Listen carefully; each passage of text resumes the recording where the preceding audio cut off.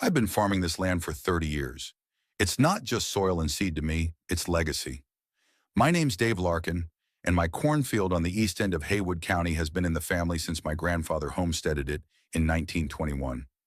Every season I plant with care, harvest with pride, and sell to buyers who've been with us for decades. That's why when I came back from a weekend trip to a tractor show in Des Moines and saw asphalt where rows of sweet corn should have been, I thought I was hallucinating. I wasn't. The local homeowners association, led by none other than Janice Felder, or as folks here call her, HOA Karen, had paved nearly an acre of my field. Paved it, with curbs, painted parking lines, and even solar-powered lights. I didn't believe it at first. I parked my truck, stomped out onto the hot asphalt, and just stared. A man in a safety vest handed me a flyer. Briar Acres Overflow Parking. Permit holders only.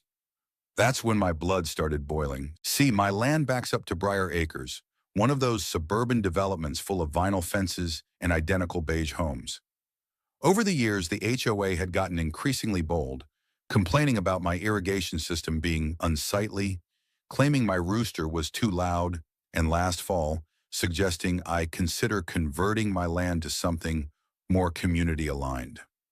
Apparently, they'd taken that to mean, let's just steal it.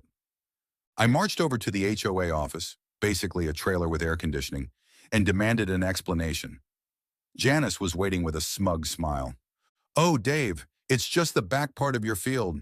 It wasn't even planted this year. We had the township's verbal okay." "No, you had no okay, and that land was fallow on rotation. It's still mine."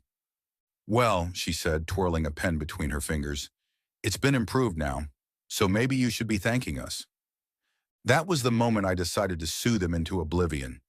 What Janice didn't know, what she should have bothered to research, is that I'm not just a farmer.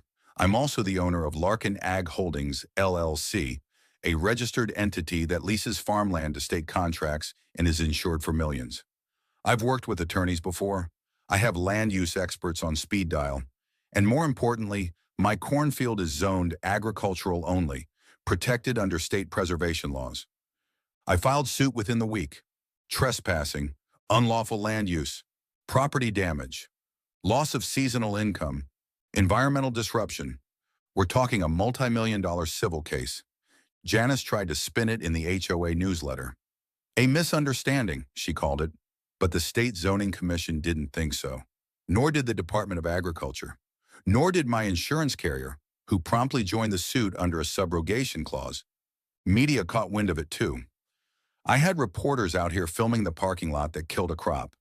HOA members started jumping ship when they realized they were personally liable for any damages exceeding the HOA's limited budget.